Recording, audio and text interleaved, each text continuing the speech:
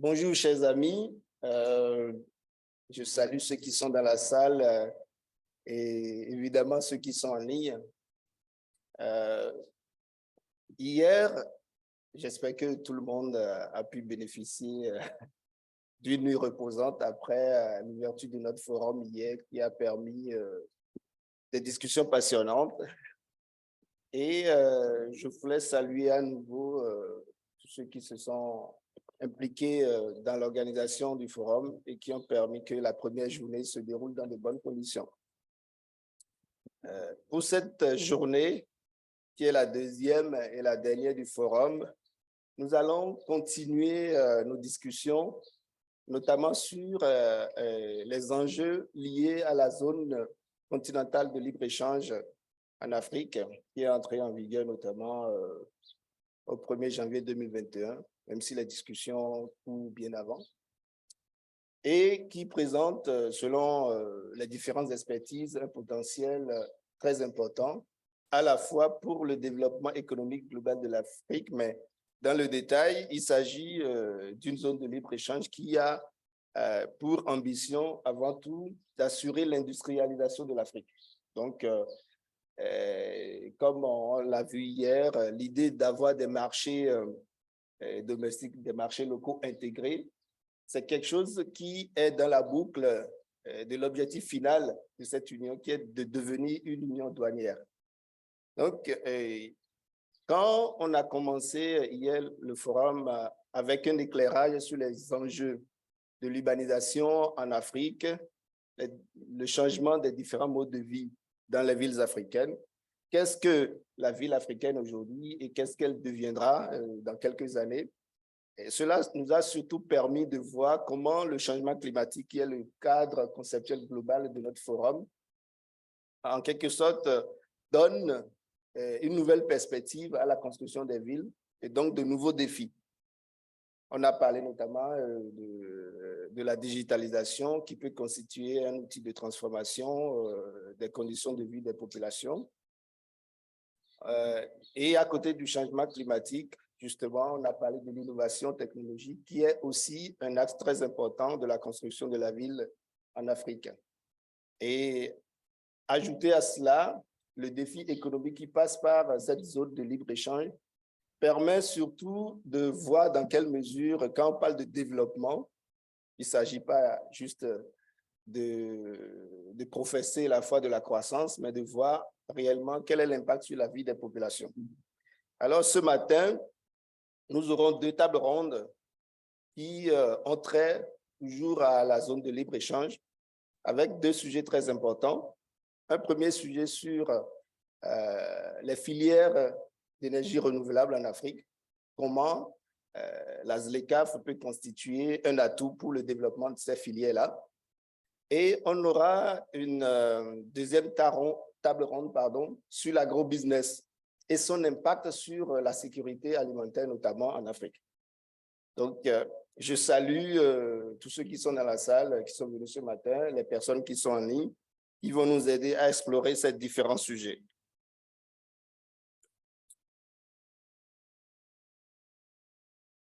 Et donc, on ouvre en fait cette première table ronde que j'aurai la chance de modérer et surtout, j'accueille Monsieur Franck Kodbay, si je ne m'abuse, si je prononce bien le nom, qui est journaliste indépendant et expert en énergie et qui nous permettra justement de voir comment la ZLECAf peut constituer justement un atout pour le développement des énergies renouvelables en Afrique. Et je voudrais juste rappeler que la ZLECAf a donné trois principaux objectifs. Favoriser le commerce entre les pays membres, réduire la pauvreté et stimuler la croissance économique. Sur ce dernier point, cette zone de libre-échange se distingue clairement des autres zones de libre-échange en insistant sur la nécessité de l'industrie sur le continent, un peu comme on l'a abordé hier. Alors, il s'agit pour nous de voir ce matin quels sont les atouts de cette zone pour le développement de l'économie verte à travers notamment le renforcement des filières des énergies renouvelables. Donc, nous aurons deux intervenants principaux pour cette table ronde. Il y a M. Franck Kodbaï qui est présent et nous aurons en ligne M. Rogers Liwayo, si je prononce bien son nom, qui est économiste principal au PNUD. Je ne sais pas si M.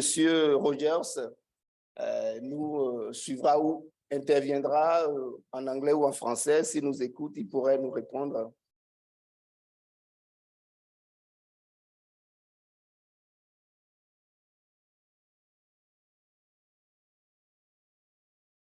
Pour l'instant, il ne peut pas, ce n'est pas grave. Donc, on va commencer quand même le... Oui? OK. Hi, Mr. Rogers. Hi, how are you? We just want to know if your communication, your speech, will be in English or in French. I will speak in English, and I was also asking whether there is an English translation because I'm struggling to hear you. Because Okay.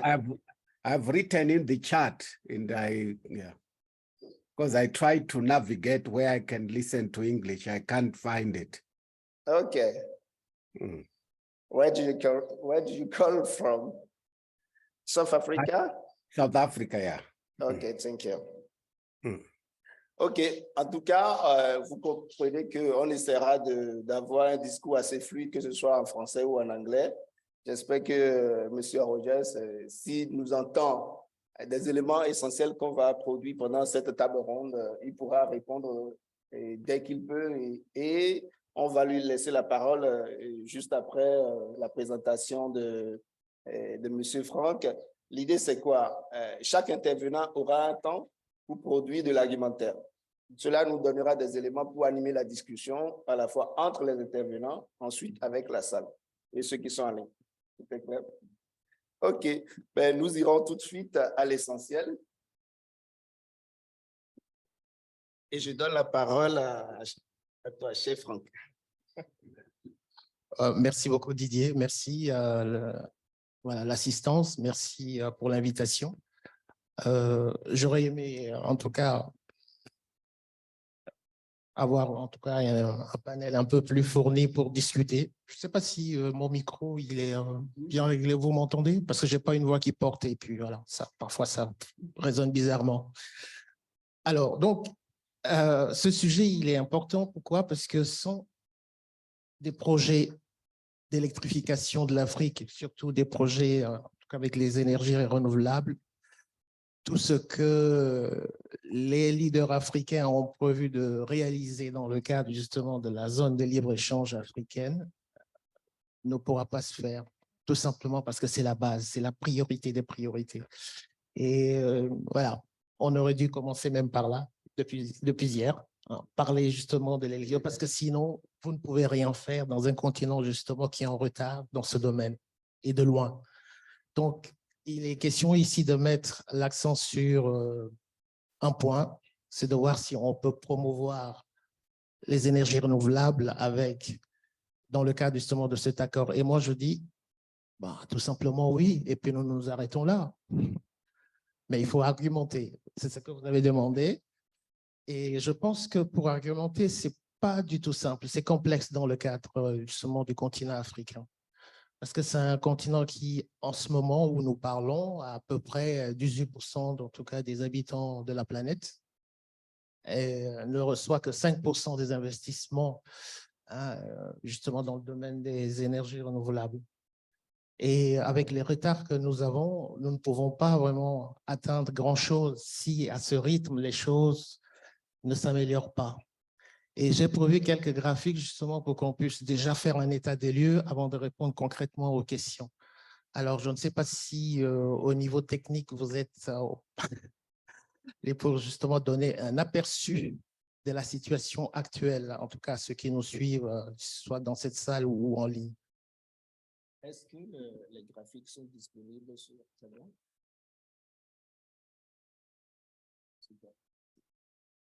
C'est pas prêt? Bon, c'est pas grave, on va pas s'arrêter pour ça. Oui, je continue et puis après, quand vous serez prêt, vous me direz et puis je reviendrai dessus. Voilà, donc, déjà, il y a une inégalité entre les différentes régions d'Afrique. Ça, c'est une donne qui ne favorise pas les choses. Et on ne travaille pas sur la même vitesse, sur les mêmes opportunités. Vous avez l'Afrique du Nord, qui est vraiment la région la mieux électrifiée, avec à peu près 98% de la population qui a accès à l'énergie et beaucoup plus de sources fossiles. Cette région est suivie par l'Afrique de l'Est, qui a fait un effort en 10 ans, en passant justement à moins de 40% à 53%. Ce sont les derniers chiffres que j'ai pu recueillir. Ce n'est pas facile, on reviendra dessus par rapport aux statistiques. 53% de la population de l'Afrique de l'Est a accès à l'électricité, majoritairement aussi d'origine fossile. Nous avons ensuite l'Afrique de l'Ouest, plutôt l'Afrique australe qui vient en troisième position, pas l'Afrique de l'Ouest. L'Afrique australe, 51%. Nous avons l'Afrique de l'Ouest, 41%. Et pour finir, dernier de la classe, c'est l'Afrique centrale. C'est la région vraiment la moins électrifiée, avec 30% seulement de la population qui a accès justement à l'électricité. Et cette électricité, pour toutes les régions confondues, c'est avec de l'énergie fossile comme matière première. Nous n'avons pas des installations, justement, de l'énergie propre pour permettre à ce qu'on puisse faire une transition qui permette à ce que l'Afrique puisse atteindre aussi, parce que la question, ce n'est pas seulement de pouvoir avoir accès, mais c'est de pouvoir atteindre justement les objectifs de développement durable. Voilà, donc ça, c'est encore un enjeu qui vient complexifier la situation. Voilà, et dans un deuxième temps, il faut, pour continuer de dresser le lieu, moi, j'aimerais en tout cas qu'on prenne en tout cas une photographie pour voir la répartition.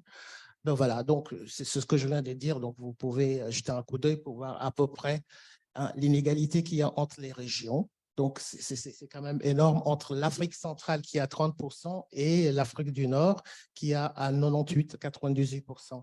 Donc, pour rattraper justement cet écart, il va falloir beaucoup d'investissements. Et comme je le signalais dans mon propos tout à l'heure, avec 5% d'investissement seulement chaque année, alors que nous avons une population qui croît énormément, cette vitesse ne permet pas justement d'aller un peu plus loin.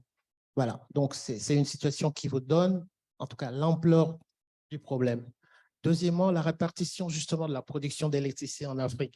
Donc, on a l'énergie justement à partir du gaz d'abord. Le gaz a 40% à peu près de part, hein, donc c'est là, vous voyez à peu près, suivi par l'hydroélectricité plus ou moins avec 17%. Le charbon vient avant l'hydroélectricité avec 19%. Et par la suite, vous avez la géothermie qui a une toute petite part, surtout dans les pays comme le Kenya, qui a justement des installations géothermiques qui permettent justement d'alimenter une partie de la population, mais pas grand-chose, alors que le potentiel est énorme. On reviendra dessus par la suite. Vous avez le nucléaire qui ne concerne qu'un seul pays sur les 55, c'est l'Afrique du Sud qui a justement une centrale, on peut dire, nucléaire avec 2 réacteurs. À part l'Afrique du Sud, d'autres pays ont des projets, mais ces projets ne peuvent pas aboutir. Pourquoi? Je m'arrête là-dessus parce que le nucléaire, il y a beaucoup de fantasmes dessus. Même les dirigeants africains, quand on les rencontre et quand ils disent « Ah oui, c'est génial, nous aussi, on aimerait justement avoir des financements pour des centrales. » On ne construit pas une centrale nucléaire comme ça. Il faut des capacités. Déjà, il faut que la capacité électrique du pays soit 10 fois la capacité du réacteur qu'on envisage de construire. Donc, si vous voulez construire justement une centrale qui vous fournit 10 000 mégawatts, vous devez multiplier par 10 ce que vous avez déjà. Sinon, vous laissez tomber. Et en plus, les investissements sont très, très lourds. Et aucun investisseur dans des situations actuelles pour différents pays ne peut s'engager sur des projets qui, pour construire une centrale, peut prendre 10 à 15 ans.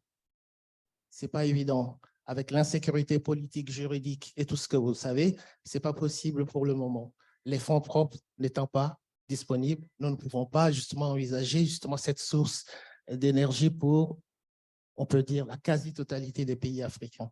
Peut-être l'Égypte, peut-être le Nigeria, peut-être le Ghana, c'est peut-être les seuls candidats sérieux à envisager construire quelque chose dans ce domaine-là. Pour le reste, il va falloir encore attendre. Le pétrole. Vous voyez, 15 pays à peu près sont producteurs de pétrole en Afrique. Mais sur les 15 qui produisent, beaucoup n'arrivent même pas à générer assez d'électricité à partir de cette ressource pour nous. Et si nous voulons que les choses changent, il va falloir qu'un pays, un grand producteur comme le Nigeria, n'arrive pas justement à faire en sorte que des centrales thermiques, la base par exemple du mazout ou d'autres sous-produits du pétrole puissent alimenter la majorité. Et le Nigeria, c'est le pays le plus peuplé. Et si nous continuons comme ça, on ne peut même pas, avec l'énergie fossile, faire en sorte que l'électricité soit disponible pour tout le monde. Alors, de ce côté-là, moi, je ne vais pas trop m'attarder dessus puisque nous sommes là pour parler des énergies renouvelables. Mais le pétrole, c'est important de parler parce que, justement, l'argent généré par le pétrole pourrait permettre d'aller plus vite dans la transition, mais les politiques de ces pays ne permettent pas, justement, d'envisager quoi que ce soit de concret et de rapide. Un pays comme le Sénégal, par exemple, qui vient de vendre ses premiers barils sur le marché du pétrole, a de très bons projets. Mais je me demande, avec ce qui se passe en ce moment, je parlais tout à l'heure d'insécurité politique, c'est typiquement le problème. Alors, faire en sorte que le Sénégal puisse continuer à dire, ben, moi, je vends mon pétrole, mais en retour, j'ai assez d'argent pour pouvoir équiper le pays, pour produire de l'électricité propre. C'est bon pour le discours, mais pour le moment, le concret, on attend encore un tout petit peu. Voilà, donc ça, c'est la situation qui permet justement de faire un état des lieux pour dire que c'est assez compliqué. Voilà. Est-ce que je m'arrête là parce que je n'aimerais pas aller plus loin pour peut-être décortiquer la composition des énergies renouvelables dans différents pays africains, peut-être qu'avec l'interaction voilà, des différents intervenants, on pourra peut-être en parler avec beaucoup plus d'intérêt. C'est vrai merci Franck, c'est vrai qu'on a le temps pour cette table ronde parce qu'il y a peut-être plus d'intervenants. Mais l'idée, c'est aussi qu'il y ait un tableau assez large. D'abord, je te remercie pour l'état des lieux que tu viens de présenter. Effectivement, il y a une certaine complexité du marché de l'énergie qui recoupe essentiellement la politique de la production très inégale des différentes formes d'énergie, notamment, tu as parlé de la production d'électricité qui est primordiale pour un certain nombre de pays, même pour les pays en Afrique en général, parce que sans énergie, il n'y a pas de développement. Maintenant, avant que peut-être je donne la parole à M. Rogers en ligne, très bien. Et par rapport aux énergies renouvelables, tu as esquissé quelques éléments et le faible pourcentage qu'on a aujourd'hui en termes d'investissement sur ces énergies-là. Est-ce que dans des pays où déjà que la production même des énergies fossiles est problématique et qu'on n'a pas le gain nécessaire pour impulser un développement économique important, est-ce que ce ne serait pas une forme de fuite en avant de promouvoir aujourd'hui des énergies renouvelables qui demandent sans doute des investissements encore plus lourds et que pour ces pays-là, notamment pour les populations, la question primordiale, c'est d'avoir tout de suite de l'énergie, d'avoir de l'électricité, s'éclairer et faire des petites fabrications. Donc, la question des énergies renouvelables, avant même qu'on ne la mette en lien avec la zone de libre-échange, comment toi, tu vois le tableau? Oui, j'ai mon micro, donc d'accord. C'est une très bonne question, justement, ça permet d'entrer dans le vif du sujet. L'accès à l'énergie, aux énergies renouvelables précisément, est beaucoup plus simple de nos jours que toute autre chose. Parce qu'il y a cet avantage de ne pas passer absolument par un réseau national. Et je pense tout de suite justement aux grids, aux mini-grids, donc des réseaux décentralisés, solaires, qui sont maintenant accessibles parce que depuis 10 ans, on a divisé le prix par 15 hein, des installations. Mais il y a un hic pour l'Afrique toujours. Je viens de vérifier les chiffres avant-hier. Je vois que pour investir, en tout cas une même capacité en Europe, coûte 15 fois moins cher qu'en Afrique. C'est ça le problème. Donc, on revient au problème du début dont je parlais, l'investissement. Donc, même pour ces petites unités décentralisées qui permettraient surtout à la population rurale, sachant que la population africaine est avant tout rurale pour l'instant. D'ici 2030, on parlera peut-être de la majorité urbaine, mais pour l'instant, la majorité habite dans les campagnes, dans des régions où il n'y a pas d'électricité. Ces mini-grids, justement, ces mini-réseaux sont la solution, à mon avis, par rapport à tout ce que j'ai pu étudier, tout ce que j'ai pu voir. Ça pourrait justement permettre à ce qu'on puisse satisfaire justement les besoins primaires de ces populations, non seulement pour s'éclairer, mais aussi pour la conservation des produits agricoles, certains produits agricoles qui nécessitent justement une petite chaîne de froid. Avec ces unités, on pourra justement sauver pas mal de choses et régler pas mal de problèmes, notamment liés à l'alimentation, liés justement à l'agriculture et à l'exportation des produits frais. Voilà, donc de ce côté-là, on a ce même problème qui se pose. Mais ce n'est pas pour ça qu'il faut désespérer. Parce que si on veut continuer, peut-être comme dans les années 80, à vouloir tout faire pour avoir des réseaux nationaux, pour justement avoir l'électricité dans les 4 coins des pays, on n'arrivera pas. Parce que non seulement maintenant, les graphiques suivants peut-être vous montrera à la fin vous verrez, mais déjà je spoil comme on dit, c'est que les investisseurs maintenant ont beaucoup plus, par rapport justement aux contraintes, beaucoup plus de mal à investir dans les énergies fossiles. On est passé maintenant, il y a un bascule depuis au moins 2019, du fait que quand vous présentez un projet justement de grandes centrales thermiques pour pouvoir justement atteindre toutes les populations, ça coûte non seulement cher, mais ce n'est plus possible d'avoir de l'argent pour le faire. Donc, revenir justement à cette solution de mini-grid, si on a une bonne politique, non seulement vis-à-vis des investisseurs, je termine et puis peut-être vous allez réagir, mais vis-à-vis aussi de ses propres petits moyens, parce qu'il faut commencer par ça, parce que j'ai discuté avec, par exemple, des Béninois, il y a 3 ans, juste avant le Covid, dans le cadre justement d'un article que je voulais écrire sur le développement justement des mini-réseaux dans ce pays.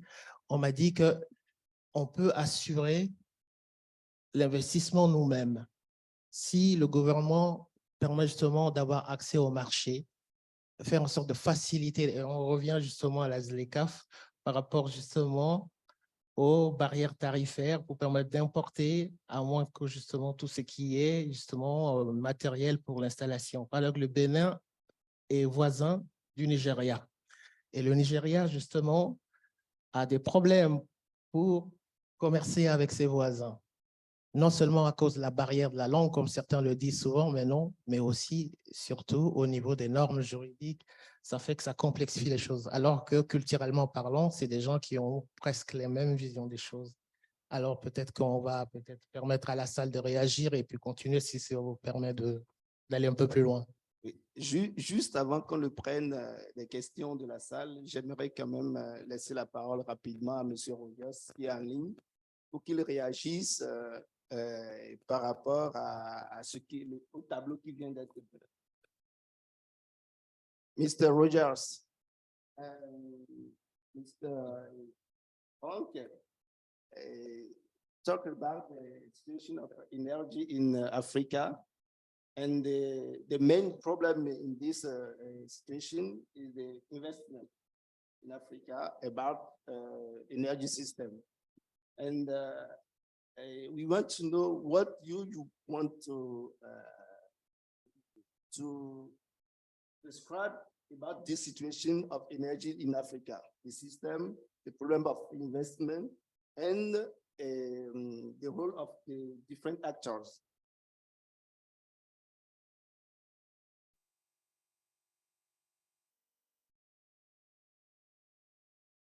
Mr. Rogers? Okay, I'm here. I want to share my screen. Okay, let me see whether I will be, yeah, I should be able to share.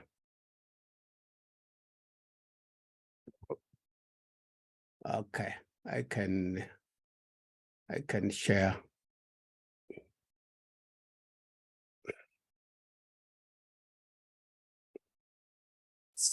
So I thank you for inviting me to give a presentation at this very important conference. And it's really talking to the issues which are quite pertinent to the African continent. And where I'm sitting at present, we are really, South Africa is going through this challenge of power shortage. And, you know, they actually have found a lighter way of terming it load shedding instead of power cuts.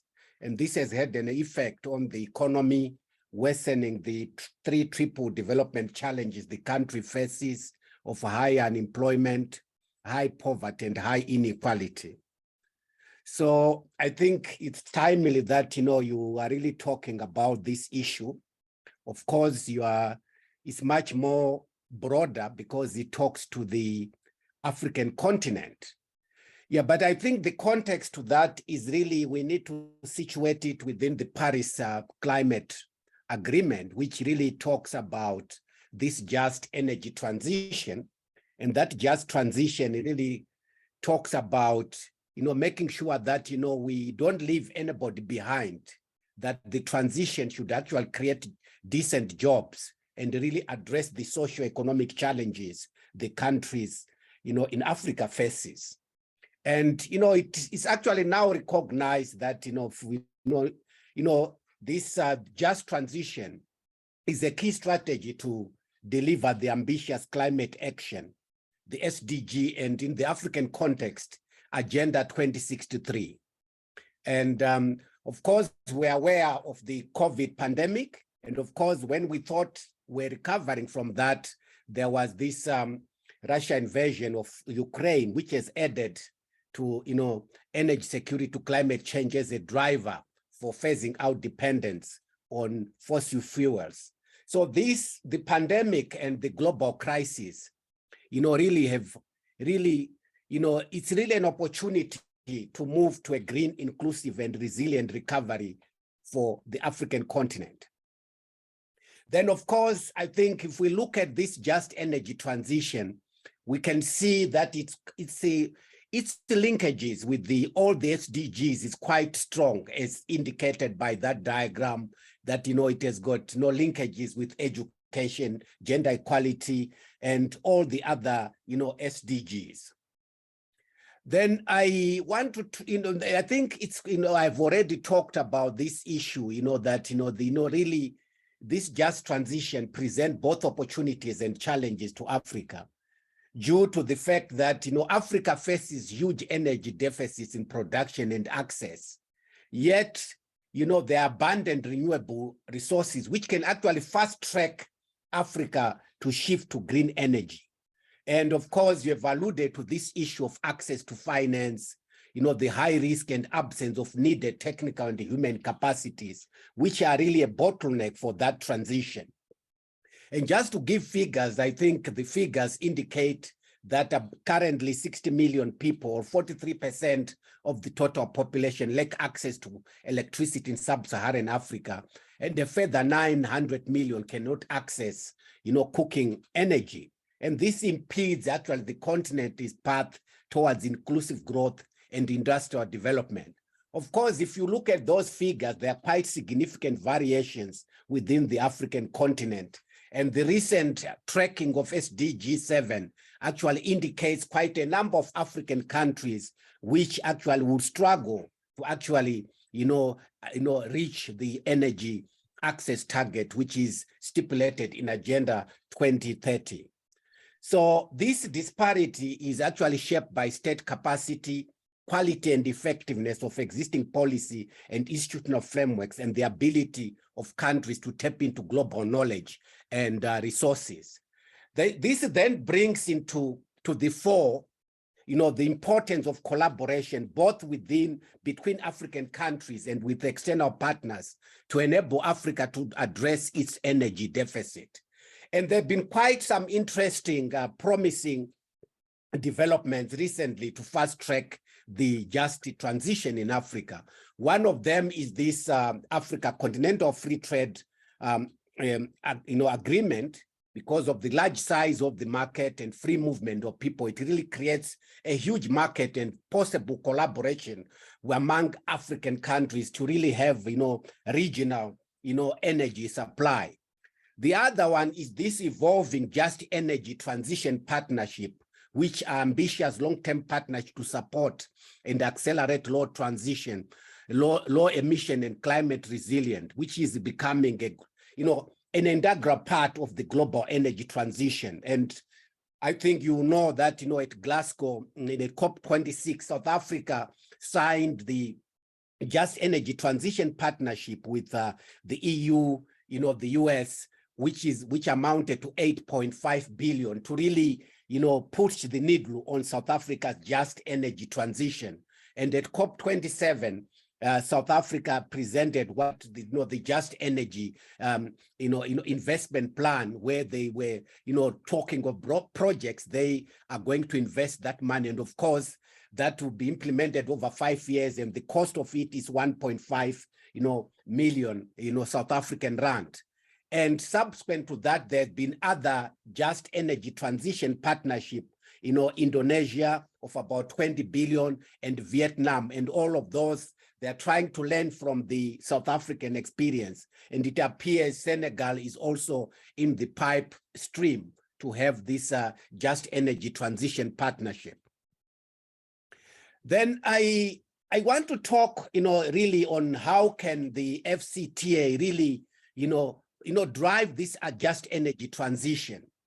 And of course, I think one advantage of this the FCTA is that it consolidates small and poor and fragmented African economies into one strong market. So it can change the dynamics in terms of access to finance, infrastructure, modernization, and even, tapping into, human capital, technology, and etc. for renewable energy. And really try to look at what can the FTA do. I think one area where we feel that it can play a role is shaping joint and regulatory framework to ensure policy coherence, long-term policy certainty and stability for existing and planned projects in the renewable energy sector.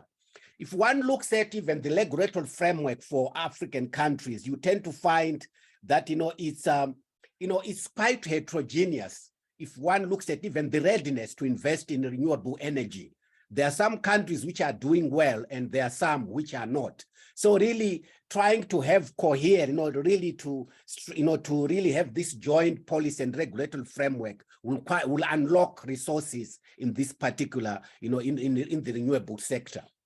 The other area where where the FCTA can play a role is, this strengthened dialogue between investors and government through investment forums and other platforms for knowledge sharing, capacity development, exploring of open source agreements for energy projects to ensure legal risk and partners are mitigated. And the other one is promoting a single market and infrastructure development through existing investment promotion agencies like PIDA. And then also this other is promoting regional, regional power system integration, and regional power system integration with a focus on transboundary interconnections and power trade is a cost-effective means to accelerate energy access and decarbonize Africa's power grid. It could help to avoid fragmentation in inefficient investment at national level and strengthening existing regional power pools.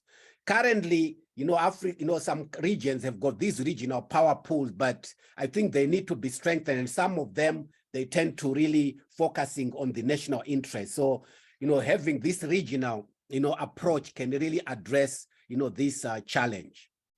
Then the other area where, the FCTA can play a role is really, pushing for Africa to harness critical minerals, lithium, cobalt, manganese, which are crucial for the world's energy transformation, for industrialization and economic development. And this is in line with the Africa Mining Vision, which is to make mining the basis for economic development. So really, the role there of the FCTA would be to push for Africa to have a common agenda for extraction of its critical minerals, to move from export of raw materials to value addition, create jobs for the youth, given the transition from fossil to green and clean sources of energy. Of course, this has to be supported with a conducive investment environment, because if you look at countries, a lot of countries are lagging behind in terms of their competitiveness. Let me end by really, trying to summarize what are the key action points for the FCTA. One is prioritize the development of electricity markets under under the free trade area, because really, affordable energy is really a driver for socio-economic transformation. And this really will promote the objectives under the African single electricity market. The other one is leveraging climate finance to supplement funding for regional, electricity markets. And I think there's quite a number of opportunities there to really tap into this market. Then last but not least is assess the business case for establishing a regional electricity market operators. And of course, large power generation can provide affordable, clean, and reliable electricity in Africa. This potential is constrained because the countries that generate clean energy at massive scale, e.g. the Democratic Republic of Congo, do not have sufficient domestic demand and cannot develop those resources unless excess power can be exported.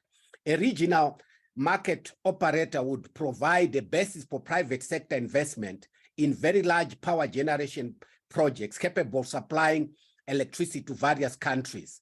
Electricity will be purchased from independent power producers or utilities with excess capacity and sold directly to utilities or end users in other countries. Let me end there, and thank you for inviting me.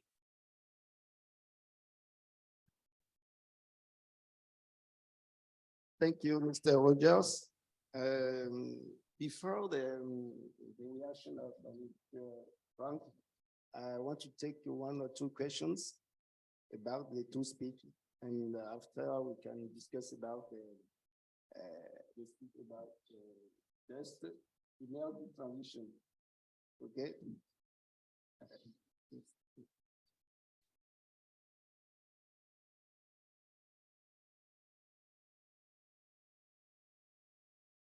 Thank you. I'm coming from DRC. Français ou anglais? Qu'est-ce qu'il y a de mieux? So for the last speaker, what I want to say is that first of all, in DRC since 2014, the energy and the water market are free. But that doesn't mean that that is attracted some investment. What I little bit disagree is the big sizes of infrastructure. In a country like DRC, where we have a very difficult topography and distances, it's much more decentralized, small infrastructure. And I just wanted to point out that, in fact, outside hydropower, because we have a very big dam, Inga, but that is not used in its entire capacity. I just want to point out that in sub-Saharan Africa, the majority of the waste are biodegradable waste, and this is a source of energy. We have a better climate than, for example, here in Switzerland, where we have the winter. For biodigestion of the biodegradable waste, now there is more and more small-scale infrastructure containerized, and which can solve the problem of health, the problem of pollution. But the only boundary that we have is also the taxes. The entry taxes, sometimes in theory, you don't need to pay, but in practice, you need to pay. But I'm positive in the sense that if we tackle not only decentralized for solar panels, because that leads to another question for the recycling of the solar panels after a lifetime of 10 years or whatever. I really want to emphasize that if, for example, the United Nations were putting a kind of initiative for making sure that the equipment for recycling the biodegradable waste are as big as in India, then the cost can be reduced, and definitely it solves the problem of sanitation, it solves the problem of energy, because it can be either biogas, either bioelectricity, and also for food security, because one byproduct is the digestate, which is a kind of fertilizer. Thank you.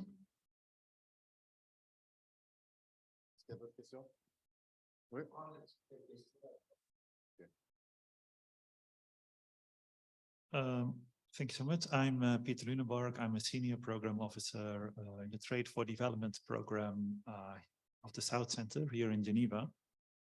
First of all, I think if this can be a recommendation coming out from this meeting to focus on biodegradable ways and how to deal with it, I think I would support that, and it would also support food security. So one of the things we're looking at the center is also food security, and you know, but my question is on renewable energy.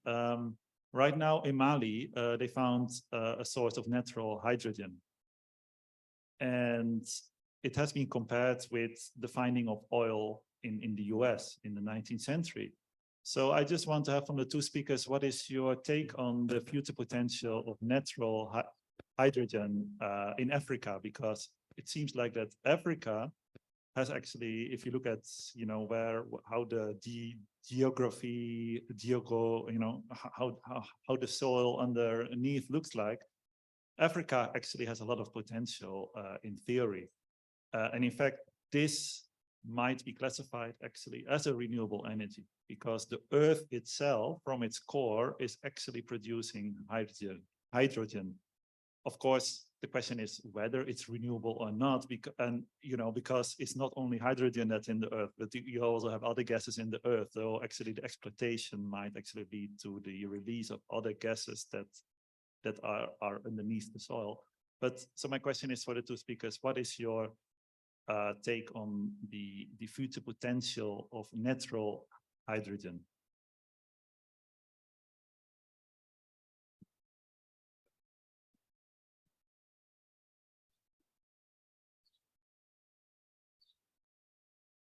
Merci. Vous comprenez anglais? Je peux parler en anglais? Ah, merci. Alors, moi, je préfère en fait anglais, si ça va. Okay. Thank you very much.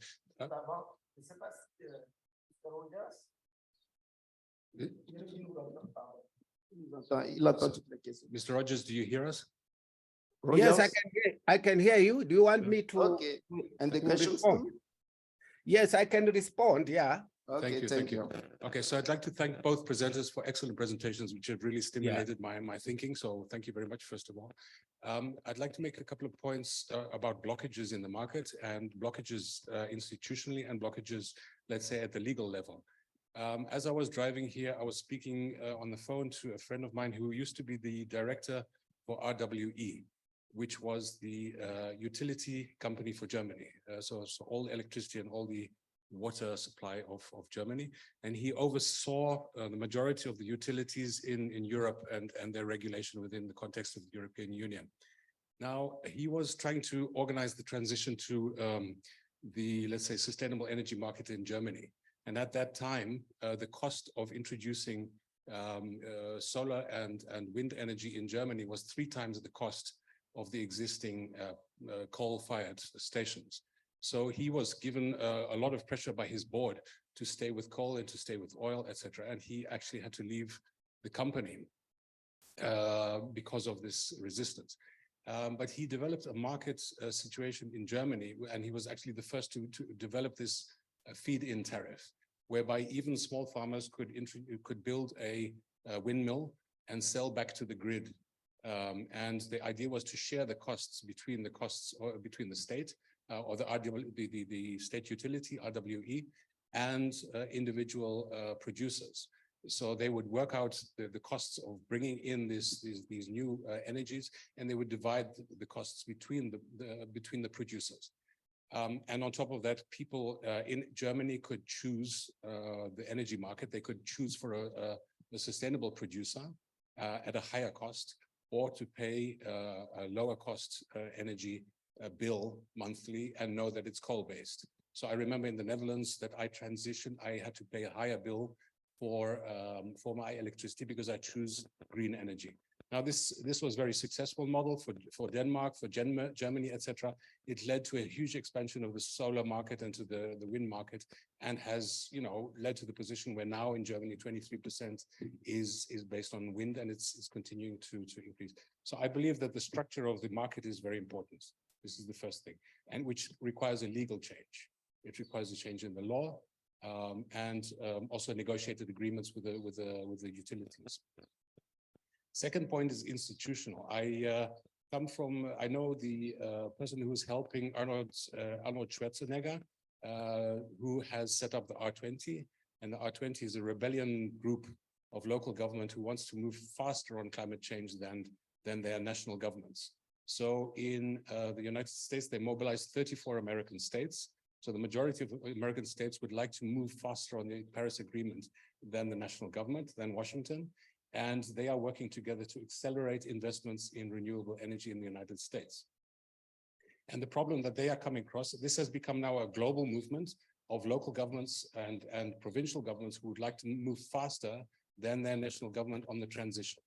And the problem that they come across is simply one of capacity, because many local governments don't have internal capacity to develop a bankable proposal to submit to the banks. And the banks are complaining, we have the money, but we don't get decent proposals.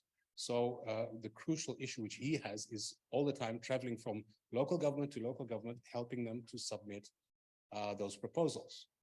So it's a question of institutional capacity. That's very simple. Third thing I want to mention, I am a journalist, and I'm the editor of a water journal, but on another capacity, I'm working on a new breakthrough biotechnology, which can decompose urban waste to produce hydrogen. So we have a way to produce green hydrogen from urban waste. And I'm now developing a system across 5 African countries where we want to decompose urban waste and produce, amongst others, hydrogen. So I'll be presenting that at COP25, and we are doing a plan for 5 different African countries and trying to use urban waste as a source of green hydrogen. But of course, the market is very underdeveloped, and we still have to look very closely into how that can be harnessed in a proper way in all these countries. And it requires, again, what I started with is the legal change, that it is actually possible to produce this electricity and sell it back to the grid. Thanks, that's my question. I'm just presenting these 3 statements, and I'd like you to comment on them. Maybe you can already address those questions, and then we do another round. Yeah.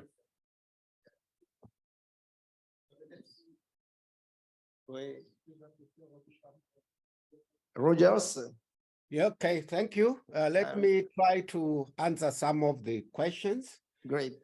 Yeah, I agree with this issue of decentralizing power, power supply, because there are some places which are hard to reach. And some of these you really need to really have, this decentralized system of, solar panels and so on. And I would like to highlight that actually UNDP has got a solar mini grid program, which is targeting quite a number of African countries. So UNDP is really working also in that space. And here in South Africa also, they recently, they've actually come up with this, rooftop solar panels, and there are even, tax rebates for that. But one challenge which we are experiencing in South Africa, for instance, is this issue that municipalities get the bulk of their revenue from selling power. They buy power from the electricity company and then supply to, households and the businesses. So with the ramping up of this uptake of, the private sector supplying its own power, and even households, putting their solar panels, one challenge which is going to happen is most of the municipalities will actually going to lose quite a lot of revenue. And then that will have an impact even in terms of providing, municipal services. So this is one challenge which we also need to look at. How can you make sure that even when we are addressing this issue of power supply, renewable power supply, you also make sure that, municipal authorities are financially sustainable going forward.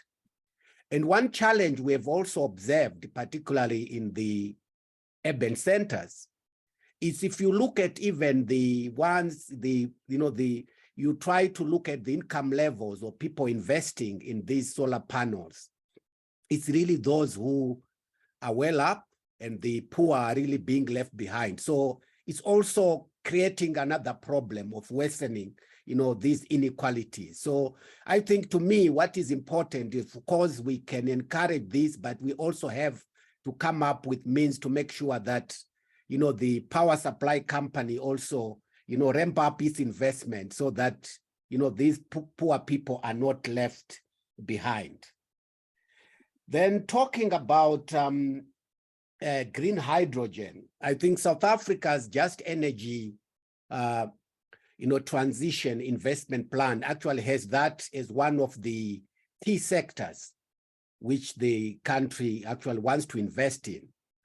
But there's been consultation because, of course, there's a colleague who talks about institutional structures to really drive this, green transition. South Africa actually they established what is called the Presidential Climate Commission, which is really, which came up with the Just Energy Transition Framework.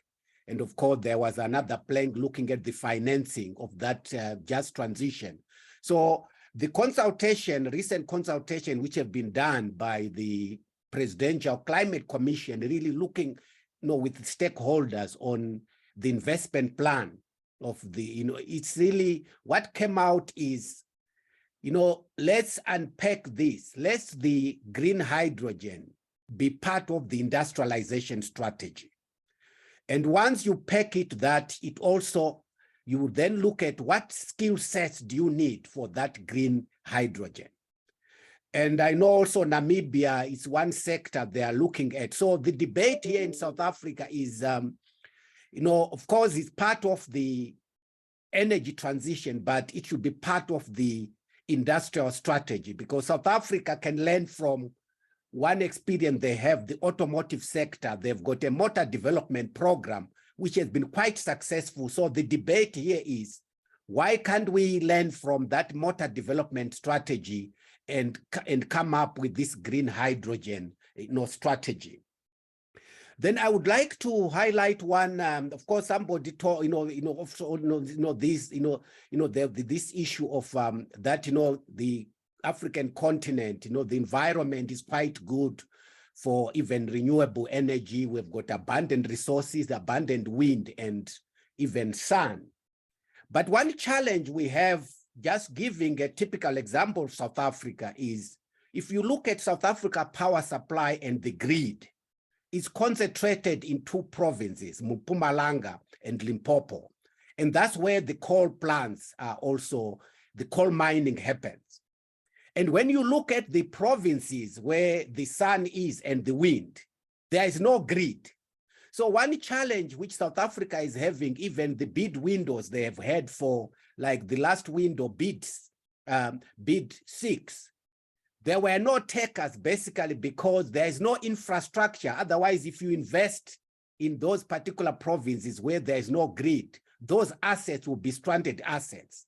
And it's quite unfortunate that when even the investment plan for the transition really forgot about the fact of investing in the grid, because that investment in the grid is going to cost quite a lot of money, and they need to construct about 8,500 kilometers of that grid.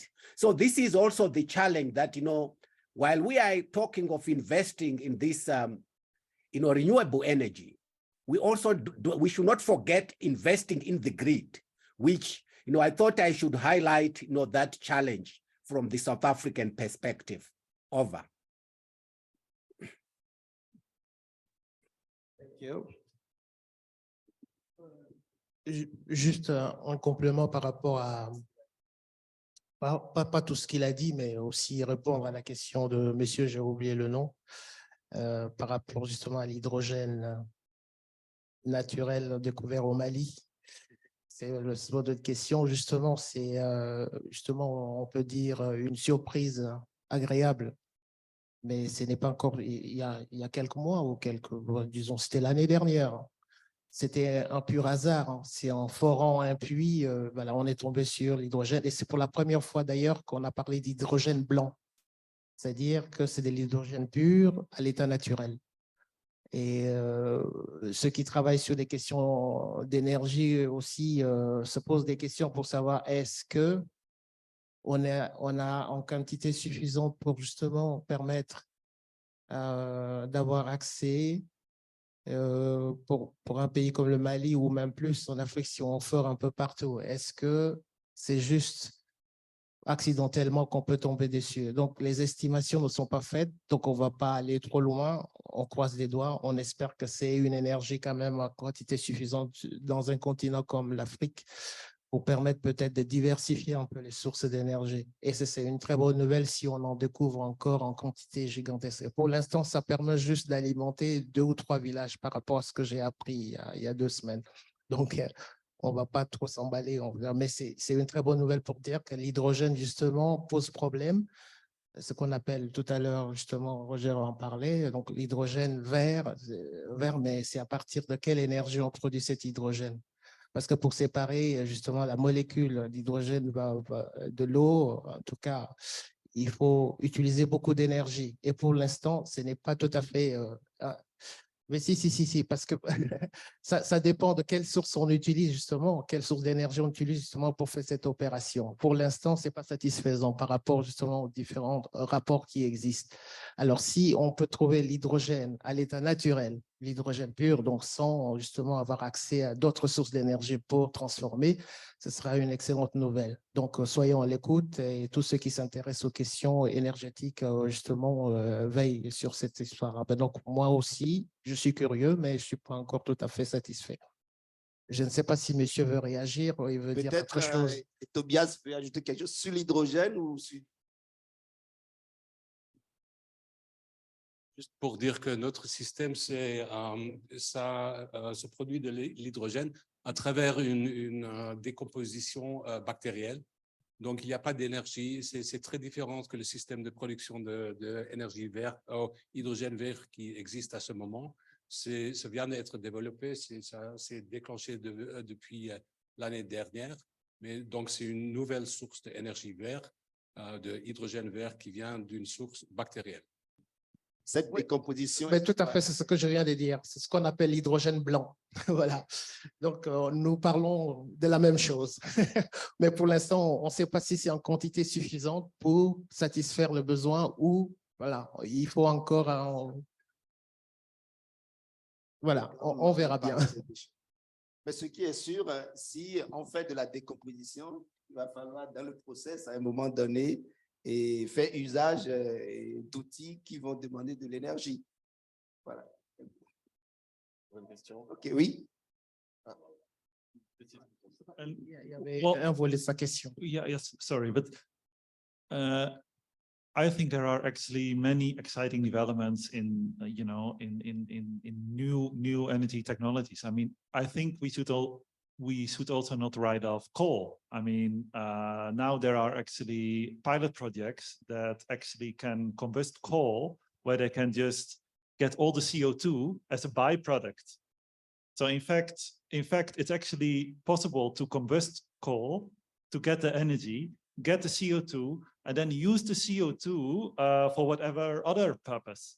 And the CO2 you can, of course, every time you convert something, you might lose. So you have to think, but with the CO2, pure CO2, you can use for, many different purposes, including in drinks or in the, but also you can actually change it into methanol, for example. And methanol can be used for ships. So actually there are many, we are now actually at the frontier of actually a lot of new technologies. At the same time, we shouldn't forget small scale, because all these technologies, they require massive investments, massive research. And at the same time, we shouldn't forget there are many small scale solutions that has to be implemented as well. So I think we need to have a balance in both. Je vais, avant de peut-être prendre d'autres questions, j'aimerais compléter. Voilà. Tu peux juste, en attendant que monsieur pose sa question, il va compléter un peu ce que justement Roger a dit sur les énergies renouvelables typiquement, comme tu avais enclenché le sujet. Comme ça va donner de la matière pour qu'on finalise sur les autres questions. Nous finissons la table ronde. Merci. Oui, pour ne pas répéter ce qu'il a dit, mais vraiment apporter un plus pour nous permettre de discuter. Moi, j'avais prévu justement d'aborder justement des projets, des méga projets qui permettraient à l'Afrique justement d'avoir de l'autosuffisance au niveau énergétique. Et ces projets justement sont des projets bien connus, mais malgré quelques bonnes volontés, malgré quelques débuts justement, Madame a abordé un tout petit peu par rapport justement au barrage d'Inga. Et j'aimerais justement montrer le tableau pour voir que si on arrivait à réaliser ces projets essentiellement d'hydroélectricité, on arriverait à satisfaire 3 fois, à couvrir 3 fois les besoins de l'Afrique actuelle avec 1,3 milliard d'habitants. Et c'est seulement 4 projets. Et ça permet vraiment de se passer de beaucoup de fossiles, beaucoup d'investissements peut-être sans lendemain, mais c'est avec beaucoup plus d'engagement inter-État, et ce qui n'est pas encore facile. Et la zone de libre-échange permettrait justement, si les États travaillent et coopèrent ensemble, ce sont des projets qui sont arrivés à maturité, non pas ça, avec la carte de l'Afrique, donc c'est l'avant-dernier slide. Avant, voilà. Vous voyez à peu près ce que une étude justement de Power Price House avec la Banque africaine de développement. Et j'ai aussi complété avec des données que je suis allé chercher à la Banque mondiale et aussi à une ONG qui travaille justement sur ces questions d'hydroélectricité. J'ai compilé, j'ai donné ça. Vous voyez bien justement le bassin du Congo, donc le grand fleuve qui traverse l'Afrique centrale. C'est l'un des plus grands fleuves du monde. Et ce fleuve, justement, par rapport au projet Inga 1, tombé à l'eau, 2, tombé à l'eau, 3, on est à la 3e version du projet, avec la capacité, avec ce potentiel-là, vous voyez à peu près ce que ça peut donner. Et ça, les pays d'Afrique centrale, tout à l'heure, vous avez vu le graphique, ils sont à 30% seulement, voilà, en tout cas d'accès à l'électricité. 70% de la population n'a pas accès là. Et dans cette partie de l'Afrique, justement, on a des besoins et on a la ressource. Il manque juste passer à l'acte. Voilà. Vous avez le 2e grand projet qui a connu un début d'exécution, mais pour le moment, c'est sur une base nationale en Éthiopie, le bassin du Nil avec le barrage de Renaissance. Si on permettait justement à toute l'Afrique de l'Est et même l'Afrique du Nord, je veux parler de l'Égypte, et j'associe aussi le Soudan et même le Soudan du Sud. Ce projet permettrait justement d'alimenter en électricité ce bassin de population qui compte à peu près en ce moment 300 à 350 millions d'habitants. Vous allez un peu plus au sud, à l'est, en Afrique australe, vous avez le bassin du Zambèze. C'est modeste, mais c'est déjà suffisant pour couvrir la majorité en tout cas, de besoins en électricité. La région la moins lotie, c'est l'Afrique de l'Ouest, avec justement le bassin du Niger, qui ne peut produire que 10 TWh, mais c'est suffisant si on complète avec justement d'autres sources de production. On arrive largement à couvrir, comme je le disais au départ, 3 fois les besoins de l'Afrique actuelle. Même si on passe à 2 milliards d'habitants d'ici 2050, ce qu'on nous prévoit, avec ces 4 projets-là, vous avez déjà de quoi ne plus avoir de soucis au niveau électrique. Mais ça demande, mais d'abord la volonté politique de travailler ensemble, de la coopération inter-États. Et justement, on compte sur les engagements pris par les 55 États africains. Pour le moment, ils sont tous signataires, mais tout le monde n'a pas encore ratifié. Il reste encore quelques pays réticents. Mais si tous se mettent d'accord pour réaliser ces projets en investissant chacun par rapport justement à ses moyens, à ses possibilités, vous avez de quoi justement couvrir le besoin et on parlera très peu d'autres problèmes. Merci beaucoup, Franck. On va d'abord prendre la question de monsieur qui attendait. Merci. Si je me rappelle. Boris Engelson, journaliste indépendant. Le premier poste de consommation de l'énergie, c'est le chauffage. Alors, si on voulait être cynique, on dirait que l'Afrique, loin d'être prétéritée, a un énorme avantage sur toutes les autres régions du monde et qu'en toute logique, ça devrait être au Soudan, au Congo et à Madagascar à aider la Suède et le Japon qui n'ont même pas de grands fleuves. Alors, je le dis de manière un peu extrême, mais enfin, c'est pour essayer de sortir de cette rhétorique qui tient pour acquis que l'Afrique est toujours prétéritée en tout et qu'elle ne peut pas s'en sortir sans l'aide du Nord.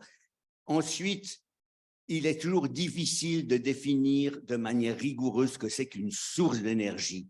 Enfin, l'hydrogène, en principe, est plutôt un mode de stockage d'énergie. C'est pour ça qu'on parle de pile à combustible, de pile à hydrogène. Alors, je suis heureux d'apprendre que la nature a déjà constitué des stocks d'hydrogène pur dans des gisements, mais je vois mal comment on pourrait appeler cet hydrogène de l'énergie renouvelable. C'est comme le pétrole. Une fois qu'on a utilisé le gisement, eh ben, il a été consumé. Voilà, si on arrive à reproduire de l'énergie avec de la biomasse ou je ne sais pas, de nouveau, l'hydrogène devient une manière de stocker. Ce n'est pas... Il y a 1000 manières d'utiliser la biomasse. On peut passer par l'hydrogène, on peut passer par autre chose, mais je me demande s'il n'y a pas là une certaine illusion sur les vertus de l'hydrogène. D'ailleurs, à de nombreux colloques, j'ai entendu des étudiants avancés dans leur doctorat qui étaient persuadés que l'hydrogène, ça se cueille sur des arbres comme des pommes. Voilà, donc voilà, mais ça, c'était une remarque mineure. Ma question, c'est surtout, est-ce que l'Afrique n'a pas un énorme avantage du fait qu'elle a moins besoin de consommer en chauffage? Il y a d'autres questions.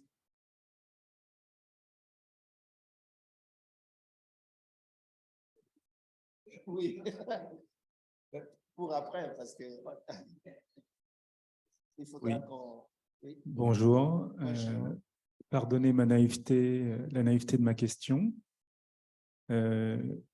J'avais cru lire qu'il y avait des conflits entre, par exemple, l'Éthiopie et l'Égypte au niveau du barrage. Donc, est-ce qu'il n'y aura pas une guerre de l'hydroélectricité à l'avenir? Parce que vous dites qu'il y a un potentiel, mais s'il y a un pays qui s'accapare la capacité à produire de l'électricité à partir d'un fleuve, est-ce que ça ne va pas empêcher les autres pays qui sont à la suite d'exploiter cette même potentialité. Et merci pour les questions. Tu commences et peut-être, Mr. Rogers, je ne sais pas s'il est toujours là. Je crois qu'il doit être encore là. Pour accompagner. Bien, donc je réponds aux deux questions. Par la première, bien évidemment, l'Afrique est avantagée parce que c'est un continent chaud par rapport justement au chauffage. Donc, on utilise très peu d'énergie pour se chauffer. Mais par contre, il faut du froid pour pas mal de choses. Je parlais tout à l'heure de la conservation, de pas mal de production agricole. Et ça nécessite des chaînes de froid. Les chaînes de froid, il vous faut de l'électricité, il faut des infrastructures. Et pour ça, il faut investir beaucoup. Et ça a un coût. Et un coût que beaucoup de pays n'arrivent pas à supporter pour l'instant. Donc, c'est un avantage et c'est aussi un inconvénient. Donc, on n'a pas que les avantages par rapport justement à cette situation de continent chaud. Donc, il y a justement un juste milieu à trouver. Il y a justement des consommations de confort qu'on peut laisser pour le moment de côté par rapport à un continent justement qui veut sortir la majorité de sa population de la pauvreté. Il faut d'abord assurer les besoins primaires, on peut dire comme ça. Et pour ça, ces projets c'est pourquoi j'ai mis l'accent par rapport à ce que j'ai expliqué dernièrement. C'est ce qui permettrait justement d'asseoir les priorités et après, on pourra aller plus loin en parlant justement de ce qui est luxueux ou ce qui est vraiment du superflu. Et pour l'hydrogène, justement, voilà, c'est une question en tout cas complexe encore, comme on a dit. C'est pas parce qu'on stocke, tout à l'heure on avait eu un petit débat pour parler justement il y a différentes catégories d'hydrogène justement. Et ce qu'on a découvert, c'est qu'il y a un processus continu. Ce n'est pas du fossile comme le pétrole, il faut des millions d'années pour stocker avant que l'homme, à notre ère, puisse justement découvrir en tout cas, le gisement et l'exploiter pour avoir de l'énergie. Mais ce processus-là, justement, si vous avez assisté à des colloques, ce que vous avez dit, je crois qu'il y a quelques débats scientifiques et par rapport aux premières observations crédibles, parce qu'il y a plusieurs contradictions, c'est justement des débats entre scientifiques, c'est que c'est un processus qui justement se renouvelle. Donc, on peut classer ça dans des processus de l'énergie renouvelable, mais pas de l'énergie fossile. Mais on en reparlera d'ici quelques années quand tout sera vraiment bien circonscrit. Deuxième question par rapport justement au barrage. Renaissance en Éthiopie, si vous avez suivi, c'est depuis des années que l'Égypte revendique justement sur la base de l'accord qui a été signé au temps de la colonisation pour avoir un certain taux de l'eau, parce que l'Égypte, ce n'est pas l'électricité qui l'intéresse dans un premier temps, mais c'est l'eau. C'est son approvisionnement en eau, donc il y a cette inquiétude. Et vous n'êtes pas sans ignorer que l'Égypte est un pays peuplé. Et c'est une situation vraiment sensible quand on parle justement de ce barrage de Renaissance en Éthiopie.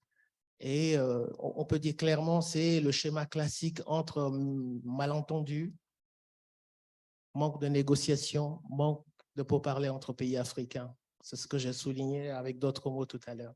Si on se parlait bien et si on renégociait les choses comme il faut, l'Égypte n'a pas de souci à se faire par rapport à ça et permettrait justement à ce que les pays qui sont riverains du Nil puissent non seulement avoir une bonne alimentation en eau, aussi une bonne alimentation en électricité. Mais c'est ce manque de coopération qui génère des tensions et aussi une question de suprématie régionale aussi. Parce que l'Égypte, ce n'est pas seulement par rapport à l'Éthiopie, c'est surtout par rapport au Soudan. Il veut avoir justement une mainmise, une influence plutôt, parlons d'influence. Et ça fait, je viens d'un pays voisin, donc je connais à peu près le problème. Donc, je sais que c'est un problème qui dure depuis des décennies. Ça ne vient pas avec le général Al-Sisi, ça ne vient pas avec l'actuel Premier ministre. Ça dure depuis, les régimes changent, mais le problème est toujours là. Mais si on arrive à ce qu'il y ait une coopération justement dans le cadre de la zone de libre-échange, parce qu'il faut atteindre des objectifs communs, le jour où ça aura un sens, dire objectif commun pour nous, voilà, c'est ce qu'on veut faire ensemble. Ce problème ne sera même pas à l'ordre du jour. Parce que pour le moment, les derniers relevés, le barrage est en train déjà de fonctionner, pas en pleine capacité, mais déjà suffisamment pour produire de l'électricité. L'Égypte n'a pas constaté une diminution de débit d'eau. Voilà. Donc, on voit très bien que voilà, ça tourne et puis l'eau est toujours, le débit. L'Égypte reçoit presque la même quantité d'eau qu'avant la construction du barrage. Donc, ce sont des problèmes vraiment pour moi qui peuvent être réglés dans le cadre d'une concertation régionale. On n'a même pas besoin d'aller à 55 à Addis Abeba pour régler, mais dans le cadre justement de la SADC, donc voilà, c'est ce groupe régional d'ailleurs qui est le premier groupe en termes de poids économique, ils peuvent régler ce problème facilement et aller de l'avant. Voilà. Merci beaucoup, merci à Franck.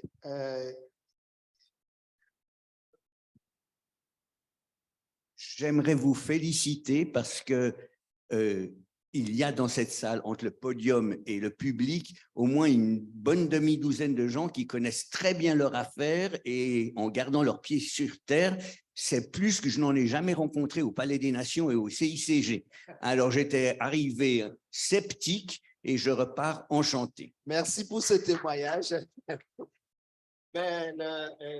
L'honneur revient notamment aux personnes chargées de relations publiques d'Africa 21, Julien Chambol qui est là, qui s'est assuré d'inviter des personnes de qualité. Donc, merci beaucoup à vous. Thank you, Mr. Rogers, for your contribution. And I think that the most important issues about energy is political will, cooperation, and maybe I think that one day more investment in Africa about energy in other locations. Thank you. Et si tu le permets, juste par rapport au dernier point, investissement, il y a aussi cette sale habitude, excusez-moi de l'expression, c'est un peu fort, mais de se tourner toujours vers des institutions de financement justement au niveau multilatéral, c'est bien, mais il faut dire que sur le continent, on peut se passer de pas mal. Pour certains projets, on n'a pas besoin de faire ce chemin-là. Voilà. Très bien. C'est pour ça que Tobias parlait de markets et institutions en même temps, non? Merci beaucoup à vous. On va prendre quelques minutes de pause, 3 à 5 minutes, et on enchaîne avec la seconde table ronde. Je vous souhaite d'agréables moments.